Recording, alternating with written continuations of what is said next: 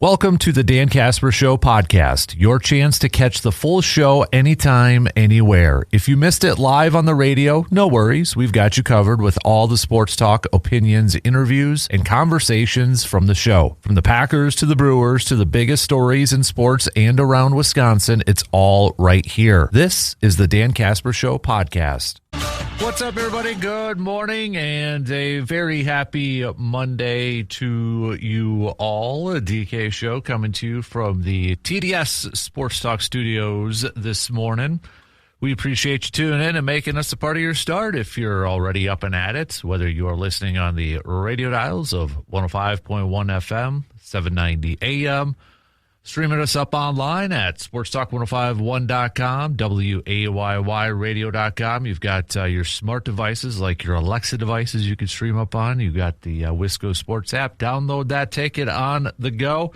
Also, the video stream on YouTube, rocking and rolling. We've got the Shoe Doctors bullpen line. You can join in on the conversation, 715-830-1912, or join in on the Section 105 chat room. But hopefully all had a fantastic 4th of July weekend. And, well, we've got a few things we've got to catch up on and discuss here this morning. First off, Brewers picking up a series win against the Arizona Diamondbacks after their win yesterday to take the series. But something else that we got to talk about with the Brew Crew, Brandon Woodruff. Brandon Woodruff back on the injured list for similar injury to what he had suffered earlier on in the season that caused him to miss 6 weeks, inflamed labrum. So now, at this point in time in the season, as we are inching closer and closer maybe to the trade deadline, obviously a guy like Skubal has been talked a lot about as a potential target, maybe more so from a wishful thinking standpoint for a lot of people. But now with the latest injury to one Brandon Woodruff and assuming that it will be a similar timeline until he's back, does it, in your opinion, does it make it more imperative, more important for the Brewers to maybe be aggressive at the trade deadline to acquire another starting pitcher of maybe a Skubal or maybe a Ryan from the Twins or something out there? But now another injury to Brandon Woodruff. Can we necessarily count on him being available when it comes to October, maybe even November if the Brewers are lucky enough to have a deep postseason run? But what are your thoughts on that? And we'll preview or we'll recap the weekend series against the Diamondbacks and look ahead to a long stretch of games here against the Cardinals. Count them 5 games against the Cardinals for this week for the Brew Crew. That obviously does include a doubleheader in there too. So, but first up on the docket for tonight, Shane Drone's going to get the start for the Brew Crew. Going for the Cardinals, Dustin May. So we'll preview that game coming up here as well. So plenty of baseball talk coming your way here this morning. We got to talk about, since we were out for the last few days and such, the Wisconsin Badgers have a new athletic director. And it was actually a name when we go back throughout the process and when we talk to RJ every Tuesday, our Badger dude from Madison, kind of a name that wasn't floated around that much, but Sean Eichhorst is the new athletic director for the Wisconsin Badgers. He is the former athletic director at Nebraska and Miami. He was previously the deputy athletic director and chief operating officer at Texas, but he is a Wisconsin guy playing football at UW-Whitewater, worked under Barry Alvarez at Wisconsin. Before moving on to Nebraska and such. But now that we've had a few days to kind of let this digest and such, Badgers fans, what are your thoughts on the hire now? For what it's worth, I know I saw some. I won't put them all in one category, but a lot of Nebraska fans were saying good luck. They're not big fans of Eichhorst. He is, if you go back a little bit in history, when he was at Nebraska, He was the one that made the decision to move on from longtime football coach Bo Pelini. And the program, well, it struggled for a while. The football program struggled for a while under his leadership. So that's where maybe a lot of Badger fans not too excited about the hire. But the fact that he is a Barry Alvarez guy, I mean, you kind of look at it, he got his chops working under Barry Alvarez.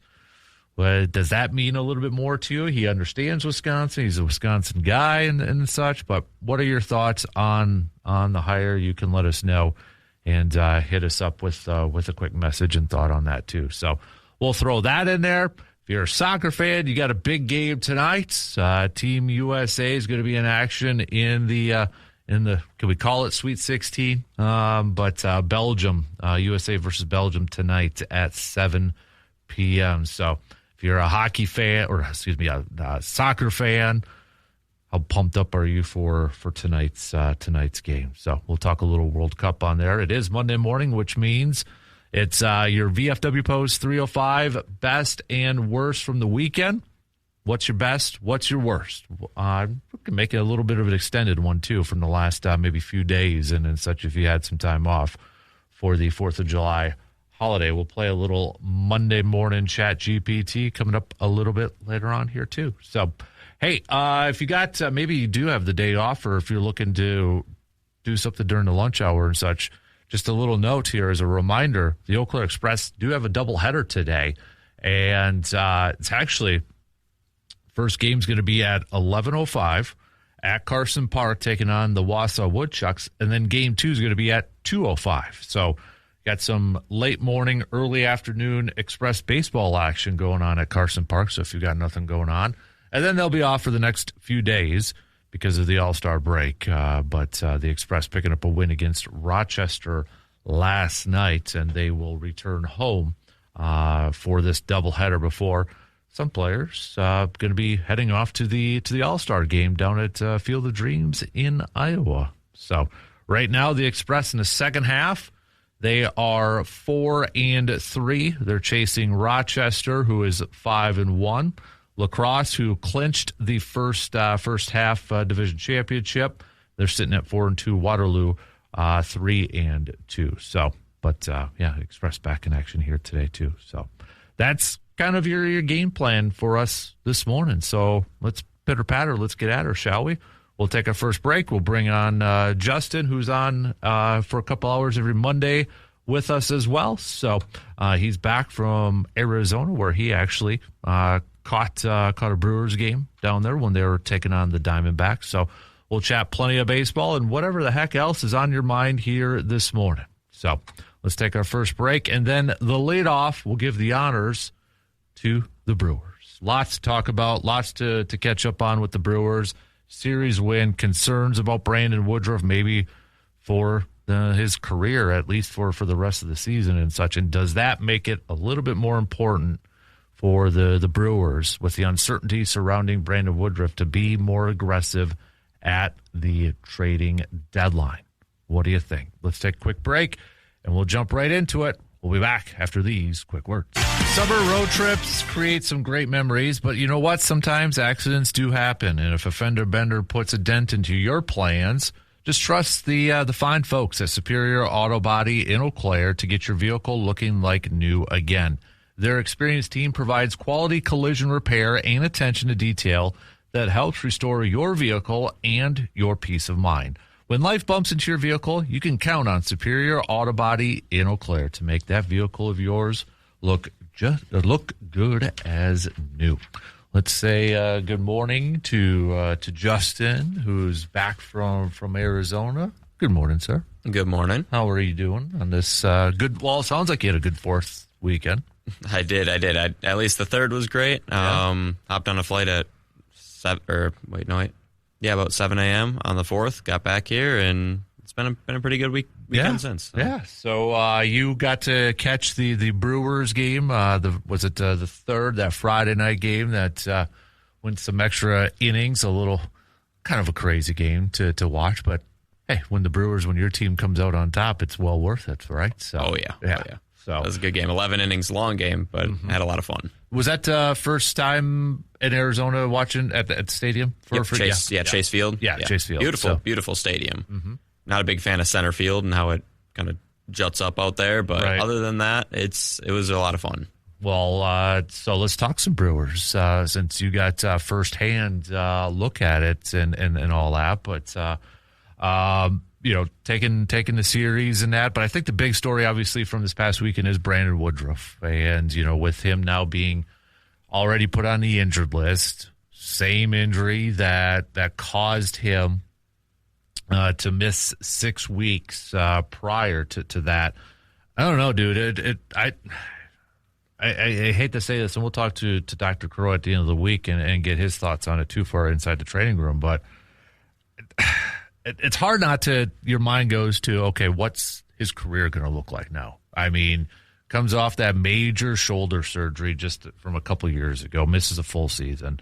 Now he's dealing with this twice in the season where, I'm sorry, but if you're a pitcher and you're having some severe loss in velocity twice in one season, in the first half of a season, essentially, it's hard not to think about what does the rest of his, not only this season, but the career look like for him going forward. I mean, to me, that's concern. I don't know how much, if we go back to spring training, Brandon Woodruff always kind of said the plan is, for October. The plan is for the postseason and that. I don't think I could count on, and it's not, I'm not trying to fault the guy or anything, but I don't know if I could count on the guy to be available when it comes to October at this point. Well, then when you get to October, what does he go 3 games again? And then his shoulder's done. I mean, I'd love to see him in the postseason, but that's tough. I mean, you can't rely on a guy who is unreliable, basically. Right. Best ability is availability, and he hasn't shown that to the season yet. Right. And it's frustrating to a point too, and I feel awful for the guy because it's nothing that he's doing, right? I mean, we can't blame him. It's just it's the crappy thing about sports and such, but it's when he is healthy, from what we've seen so far, he's been really good. And that's the frustrating part. As a fan for the Brewers, but also for Brandon Woodruff himself, because I can't imagine from a mental side of things going through all these injuries and you feel like you've turned a corner. I mean, heck, last year when he was working his way back and then it's an ankle injury or he gets hit by a comeback or, it's like all these different issues that have popped up. I feel awful for the guy because, we were talking about his first game back and he strikes out 10. And it's like, okay, here we go. We got a threesome of Miz and Harrison and Woodruff. That's looking really good. But now he's going to be gone for a long time again. I feel really awful because he looks good when he's sharp. It's just, you can't, like you said, availability, you can't count on that. Yeah. And it's tough because, like you said, that first game back, strikes out 10. Second game back, a hair over 5 innings, only 1 hit. 2 hits in his first 2 starts back. Right. That's amazing. And then he has issues with the shoulder. And he gave up some runners, but it was really only the 3-run home run. If he just doesn't give that up, the Brewers are in line to win that game. So, it's unfortunate that they're going to be missing him. Luckily, they should be getting some reinforcements. Sounds like Henderson's coming back for the series against St. Louis. Yep. And I think Coleman Crow's on the come up as well. Yeah. So luckily there's some reinforcements on the horizon, but yeah, it's tough. Yeah, and I got to imagine, and I'm sure it already has, but sparked the conversation, or at least from the fan base. Does it move the needle? Does it put more pressure on the Brewers to make a move by the trade deadline to acquire another starting pitcher? And obviously, everybody's going to look at Skubal as being the guy, or maybe it's Ryan, from the Twins, if you want to go with a veteran, maybe cheaper option and that. But with no Brandon Woodruff, because right now this is where I'm going to be at. I'm not going to count on him to be available in the postseason. And I don't even know if, I'd seen some people talk about this. Is he maybe now for like just bullpen where you give him an inning or two? But can you even count on that at this point? I don't know. But no, go ahead. I would like to see him try coming out of the pen. Maybe it's the long innings that are hurting his shoulder or killing him so much, but yeah, it's tough. I don't know what you do with him either. Yeah, and it's a big price tag, obviously, that they're paying Brandon Woodruff this year, too, with a little over $20 million, and we've only gotten a handful of games. That looks like a great decision by Brandon Woodruff to pick up that option this past offseason, and can't fault him there. But I do think, with the uncertainty now of Brandon Woodruff, I think it does put a little bit more pressure on the Brewers to make a move. And yes, they got some depth at starting pitching, but really when you look at it, that's not a ton of experience either. I mean, Miz got a little bit last year, but after that, your starters, I don't know if they have playoff experience. When you look at Harrison, he's pitched a lot, for the last couple of years, but we're talking like postseason experience. You've got Shane Drowan. Is he better at the bullpen as a starter?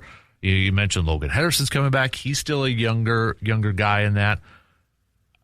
I wonder, do you look at bringing in a veteran to kind of maybe be that stable presence in a rotation that is incredibly young right now in terms of age and experience? I mean, you're literally talking about maybe Mizorowski and Chad Patrick as being your most experienced postseason pitchers at this point. If Patrick Moose goes back to a start, I don't know, but that's kind of where it's at. It seems like, and that's starting pitching is it's just those two. Yeah. Because Harrison, besides Harrison and Miz, excluding this year, are any of the remaining starters have regular season experience besides the little bit that Henderson got last year when he was up and down so much? Yeah. Robert Gasser's got a little bit, but then he missed a lot of time with Tommy John surgery too. So there really isn't a ton of experience on this thing. And that's where I'll be honest, like I would feel better if they acquired a veteran, just to kind of be that, maybe a veteran where you kind of know what you're going to get almost every start in and out. Whether I know you got the Sonny Gray profile up on there, and I feel like Sonny Gray has been rumored to the Brewers for, gosh, it seems like how many years at this point in time. But if that were an option on there too, and I think I have to double check, but maybe his contract's a little wonky in that, but I'm not quite sure. But I mean, I'd like Sonny Gray. If we take away contracts, take away money, which I know when it comes to the Brewers, you can't really do that. But I mean, Sonny Gray, I wouldn't mind adding on there. Would that be a little bit cheaper to get then? So what's the mutual? Payroll, $30 million mutual option. Whew. But again, mutual. Brewers could decline that and just use him as a rental. That's true. Yeah, because club option includes a $5 million buyout. So, yeah, and then his payroll this year, man. The thing is, do the Red Sox want to deal with the Brewers anymore after they've fleeced them with like Kyle Harrison and all that? So, you kind of wonder. That's kind of tongue in cheek, but still, it's I don't know. I don't know about you, but I feel like they at least have to seriously consider now looking for a veteran pitcher at this point. 100%. My only thing is I don't know who else is going to be on the block. Yeah. Because even if Skubal is, that price tag I think is going to be way too much. Mm-hmm. But who are the rentals going to be? The difficulty is the sellers in the AL it's going to be impossible to predict because almost every team is 4 games out of a wild card in that league. Yep. I mean, the National League might be a little bit easier because there's like the Mets and stuff. Hey, just go get Freddie Peralta back. But no, I'm just kidding. But it's very hard because who's going to sell and who's going to try to hold on and make that last push. Right. I mean, if you are a seller, it might be a good market for you because there's going to be a lot of teams that are going to be interested in essentially buying right now because, you look at where everything's at just from an American League standpoint. Heck, the Tigers are only 5 games back from a wild card. So, I mean, are they going to want to trade Skubal? I mean, we've seen different versions of the Tigers over the last couple of years where they've made some insane runs in the second half or not in the second half. So, I mean, every team in the American League is single digits. I mean, the Angels are 9.5, but still, it's, if you really kind of want to go down to it. And then you got the Rockies who are 12 games back, the Mets and Giants, but I don't know if the Reds would necessarily be sellers at this point in time.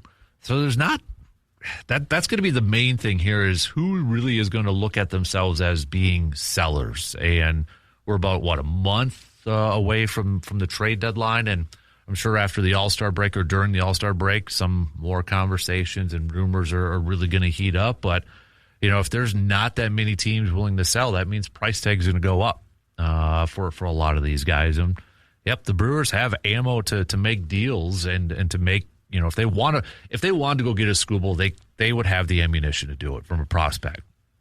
Prospect. It's just, would the Brewers give up all those prospects? And I think a lot of us would assume probably not, that they would not do that. But if they wanted a Sonny Gray or whoever else is potentially available, but like you said too, I mean, Minnesota right now is just 1.5 games back from a wild card spot. So are they necessarily going to be sellers? I wouldn't. If I'm a Twins fan, then if you are a Twins fan, you can chime in. You're 1.5 games back. Do you want to be sellers at this point? Or do you just, knowing that, hey, we're probably not going to make a deep postseason run, but we'd still like a shot? Do you still just want to see your team? That's where I kind of come from. Hey, just get me into the postseason and see what happens. Yeah. You don't know what's going to happen. And baseball can be so streaky. I mean, there's been how many times in the past few years that 7 seeds at least made a run and got into the championship series? Yeah. I mean, as long as you can just get in and cause some havoc. Right. Exactly. So, but it's going to be if everything kind of continues down this path, like player wise or not player wise, team wise, where everybody's still just a few games back. I'm going to be curious to see how this trade deadline goes. How this thing, is it going to be a busy one? Is it going to be a quiet one? Because there's so many teams that are just kind of like, hey, we're going to play this thing out and see what happens to see if we can make a little bit of a run here. But it's going to be, right now at least, it looks like it's going to be an interesting trade deadline. So your thoughts, Brewers fans? Do you think with the Brandon Woodruff injury that is going to kind of sideline him for at least, if he missed 6 weeks prior, I'm saying at least 6 weeks this time, probably even longer, But if that's going to be the case, does it make it more important for the Brewers to go out there and address their pitching? Is it starter, or do you think maybe it's bullpen? Because if you go to MLB.com, where they've got a piece where they selected each team's biggest need, and Adam McCalvey from Brewers.com said more high leverage bullpen arms, which, okay, but now with the Woodruff one, does that change it a bit? Or, does Chad Patrick move back to a starter so it makes that bullpen a little bit of a bigger need? What do you think? Hit us up, 715-830-1912. Let's talk some more Brewers as we continue in the first hour. We got to take a quick break, though. We'll kind of go back to this Diamondback series and look ahead to a whopping 5 games for the Brewers against the Cardinals this week. This road trip continues here for the Brew Crew. We'll take a quick break and talk some more baseball coming up after these quick words. Summer is here, and that means it is the perfect time to give your home a fresh new look with the help from Carpet City Flooring Center in Eau Claire. Whether you are updating a family room, finishing a basement, or refreshing a bedroom, or maybe finally tackling that remodeling project that you've been putting off, Carpet City Flooring Center has the flooring options you are looking for. From beautiful luxury vinyl planks to carpet, tile, and more, you will find quality products and expert guidance every single step of the way. Their experienced team will help you find the right flooring to fit your style, your budget, and with professional installation available, your project can be completed quickly and correctly. Make this summer the summer you transform your home. Stop on into Carpet City Flooring Center in Eau Claire today and discover why so many area homeowners trust Carpet City Flooring Center for all of their flooring needs. Carpet City Flooring Center, helping you love where you live.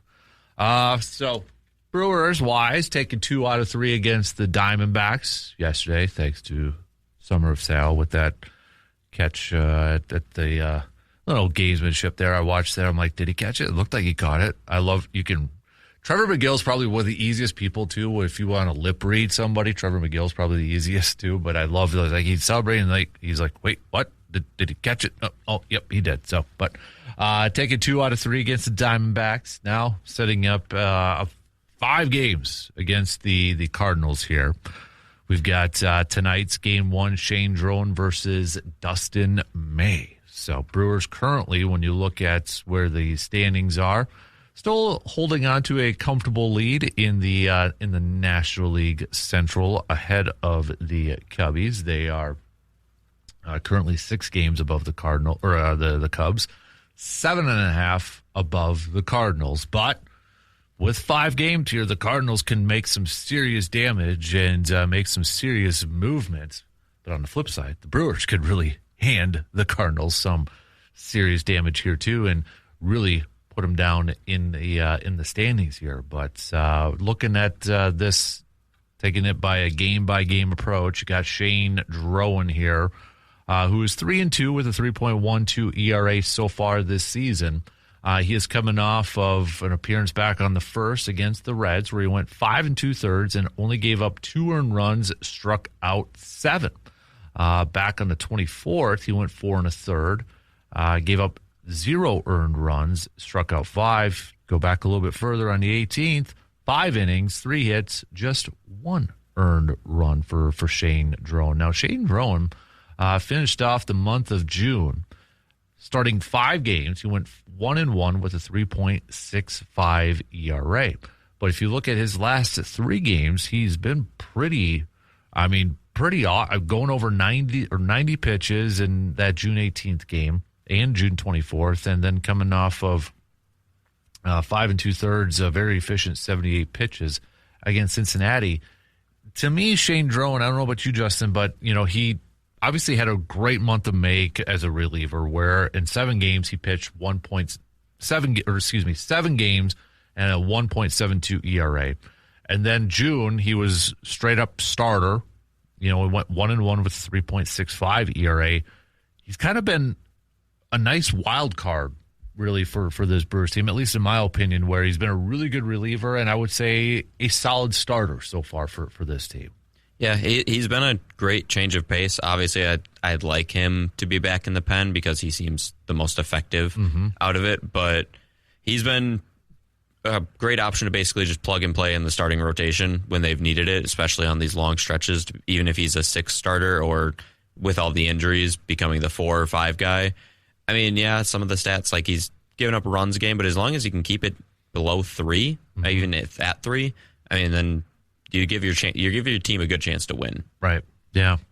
On the flip side, Dustin May is going here for the Cardinals. Not a ton of experience. I mean, you got some Brewers players with maybe about a game's worth of experience going up against Dustin May, and that might mostly come from the May 27th game when the Cardinals went up against the Brewers, and Dustin May went 7 innings in that game and gave up just 1 earned run.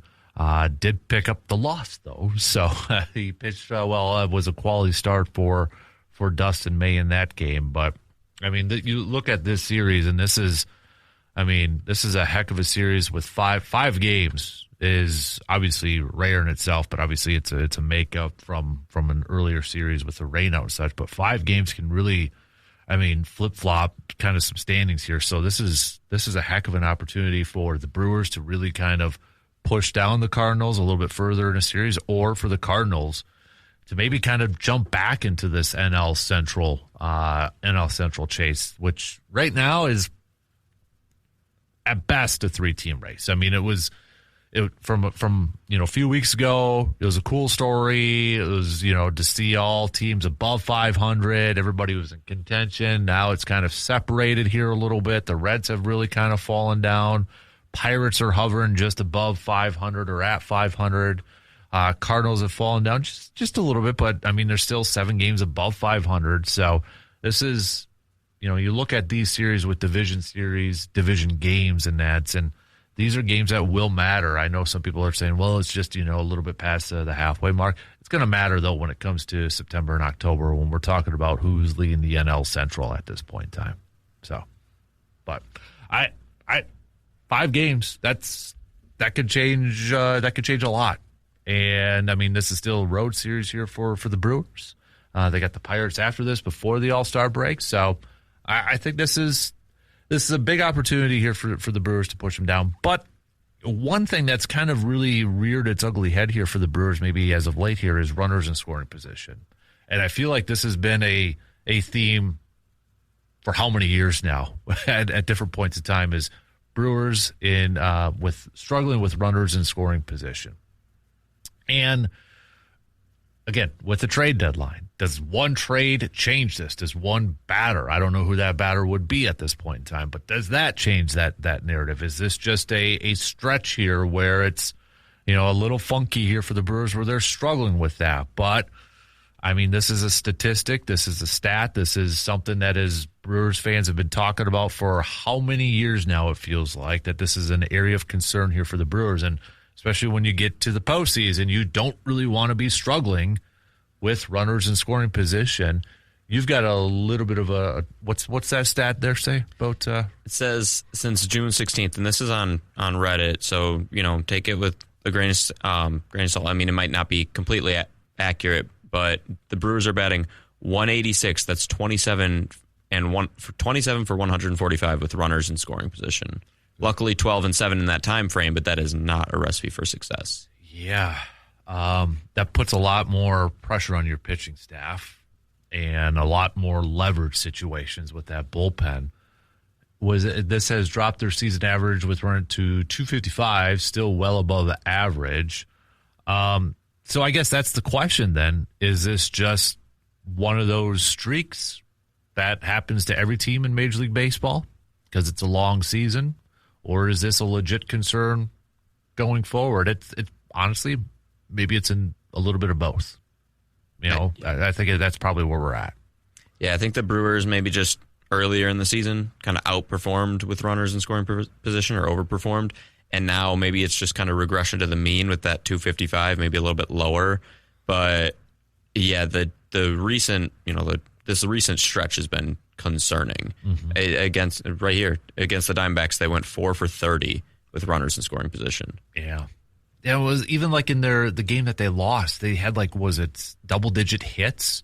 I mean, they out-hit the Diamondbacks in that game. I think they had 12. Was it a dozen? Or 12 hits? Yeah. Something like that? Yeah, I have it actually right here. Yeah, 12 hits compared to 4. And they still lose 4-3 in that game. And it's, man. It's just you can't perform with runners in scoring position. And then, yeah, they hit 2 home runs, but I think one was a 2 and one was a solo shot. So that was your only runs. If you have just probably one hit with runners in scoring position, the game is tied or you win. Right. And I know now they're back to kind of flip-flopping the lineup and changing it up where Terang's now back at leadoff, Yelich isn't, and then you're trying to find a little bit of something that's working. I mean, everybody does it in baseball. They switch up the lineup to see if that gets something going here, just a little bit. But that's hopefully maybe after the All-Star break, it kind of gets back to a little bit of a positive. But I will say Garrett Mitchell's been playing really well as of late here from an offensive standpoint. I mean, the other nights he was a home run away from the cycle, had a couple doubles, had a triple, and then the next night he hits a home run. So, I mean, you kind of have to tip your cap to Garrett Mitchell. He has been hitting really well here as of late, and you kind of look at it. I know you're bringing up his numbers here, but so far in the month of July, when you hit 421 and you're slugging a perfect 1.000 and on base for 476, he's already got a couple home runs, and he's coming off of a 3 strikeout game against Arizona, but I mean 5 total strikeouts for this season. But he is, even his June numbers, hitting 293 in the month of June. I think this is the Garrett Mitchell that a lot of people were kind of wondering, were we going to see, going into last year? The guy that's supposed to fill in the power or fill in the Willie Adames role, in the middle of the lineup and such. I think this is the version everybody kind of wanted to see. And, you rewind it to when the Brewers signed one of their prospects, Lara, to a long-term deal. It kind of looked like, okay, does that mean Garrett Mitchell's going to be out the door? Well, Garrett Mitchell has responded by saying, you can't sit me down now because you want to keep that bat in the lineup because he has been hitting really well so far here for the Brewers. And he's even started to do it against lefties. I remember he's getting that kind of confidence against lefties. Not so much yesterday. Maybe that cooled him off a bit. But he has been impressive. And I'd like to add that game that I was at on the 3rd, he almost hit another home run. He was robbed by Lourdes Gurriel. And then on the 4th, he should have had a home run. But because of the way that Chase Field has their center field wall, it just was only a double. So he could have another home run on those totals. I mean, this is the player that every year he got injured and people wanted to move on from him. I'm so happy they didn't, because this is what I wanted. Look, finally, we are getting a healthy season from him. Yeah. And this is exactly like kind of as advertised. The strikeouts, little concerning, but with that power threat, the strikeouts are going to be there as well. Right. Yeah. I mean, that's what you get from a lot of power hitters, right? I mean, that's, you're going to have that. So, but he's definitely been a big reason why I think, while the Brewers have struggled with runners in scoring position, while they're still winning games, he's been a reason for that too, right? I mean, he's been one of the brighter spots from this offense so far as of late here too. But we'll take it. It just still makes me more nervous about my guy Salvatore, though.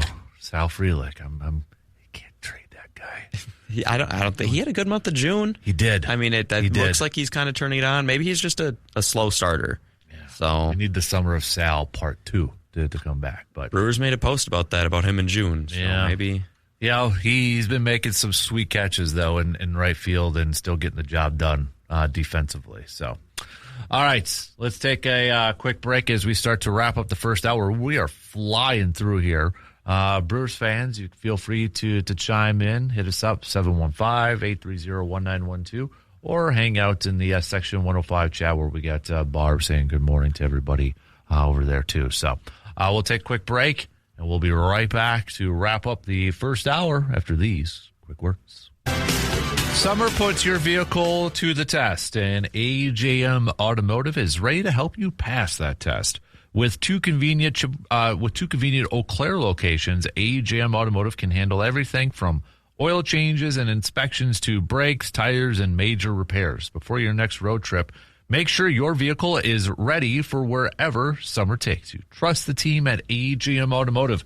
2 locations and 1 commitment, keeping you safely on the road all summer long. And don't forget, with AJM Automotive, they have partnered up with our good friends from the VFW Post 305, where they want to give a veteran a free oil change for a year. So all you have to do is head on over to the VFW Post 305, located on Star Avenue. Just a few more days left for this, and nominate a veteran for a free oil change for a year. The sign-up box should be over there at the VFW Post 305. So, again, big thanks to AJM Automotive for doing that for our veterans.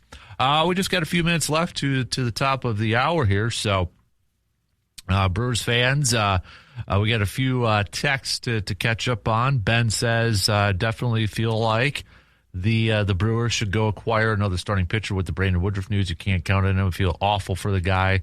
But this is a team that is contending for a World Series, and they need to make that move to shore up the starters. We've got Dave that also says he feels like the Brewers should go out there and make a move for a starter. I still don't think it'll be a guy like Skubal, but I do agree that I think they need to bring in a veteran. Another texter, don't have a name, can't give any credit, but they text in saying, I think the Brewers need to add both a starter and bullpen option for this team. Keep those thoughts coming. All right, hit us up, 715-830-1912, or hit us up on the Section 105 chat room. But another guy, too, that we were just talking about Garrett Mitchell and the season that he has been having here so far, but Jake Bauers now, too, is back to hitting at a high rate. A couple of home runs for him in his last 7 games. He is slugging .556 in his last 7 games, but overall this season, .266 and 16 home runs with an .861 OPS. So he has been definitely a nice bright spot here for the Brewers, but not enough to get into the All-Star game, as 2 Brewers were selected to the All-Star game. Jacob Misiorowski, which is no surprise, but also Contreras was selected to the All-Star game. One notable name not in there was Bryce Terang. Bryce Bryce Terang, nuts. I'll be honest, I was a little surprised at Contreras. I thought a little bit of a logjam with catchers. I think he deserves it, no question. But if it was between Terang and Contreras, I thought maybe Terang was going to get it, but no, it went to Contreras. So, but it's one of those questions too. Who do you take out? If you think somebody should be in there, who do you take out? And I mean, you look at some of the numbers from second baseman in the National League. I think it's just, Arise is hitting over 300. Ozzie Albies, I can make a case that I think Terang deserves to be over Ozzie, just in my opinion, but I don't know. I wouldn't be surprised, though, if Terang still finds his way onto the All-Star team, if I'm being real here. But well, I saw, going on to the Ozzie Albies thing, I saw something that I can't find it now, but it was his numbers compared to Albies, and he was winning in almost every single stat. That's just fan voting for you. It's the reason Bowers wasn't closer. That's the reason Terang's not in. The reason Harrison's not in. The Brewers, they are the smallest market, and they showed with the voting. Mm-hmm. And it's no wonder that they only have 2 players in it. Right. Yeah, because like the Tigers or somebody has like 3 or 4 players, I think, and I get that's the American League, but especially if Miz doesn't pitch, because it sounds like he might not even be pitching in the All-Star game, which is a bummer. I honestly feel like they know that he wouldn't start because it's in Philly. I feel like if there was a reassurance that he would be the starter, they would figure it out and let him be the starter in the All-Star game. But if the fact that he is not going to be the starter, it kind of sounds like he's not going to be able to pitch in the All-Star game. But does that open a door maybe for a Kyle Harrison to replace him in the All-Star game? Maybe, possibly. But I don't know. I still feel like do they still do the last-minute voting or the last, remember in baseball they did like that last chance sort of player? I don't know off the top of my head if they still do that or not. I have to double-check that. I'm not sure. That is... But if that's the case, Bryce Terang better be on that ballot. Oh, yeah. On there. Because he definitely deserves to be in the All-Star game. Oh, you do have the comparison. Yeah, I think this is career. Yeah, career. I'm trying to find team, yeah. Okay. Or, just a year. Mm-hmm. Yeah. We'll come back to that if I can find it. Yeah. So, but that was, I was a little disappointing for Terang not to get in there. I thought he deserves to be in there for sure, but...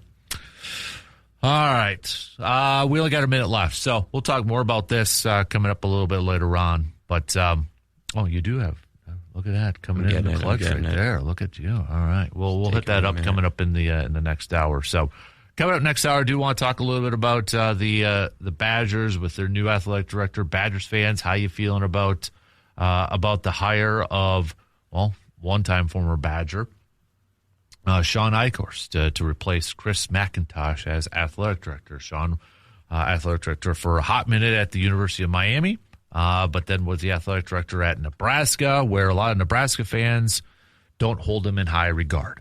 So what are your thoughts on the hire, Badgers fans? Let us know. Send it on over. We've got some news updates, but we'll be back in just a couple minutes to kick off the second hour. We'll be back.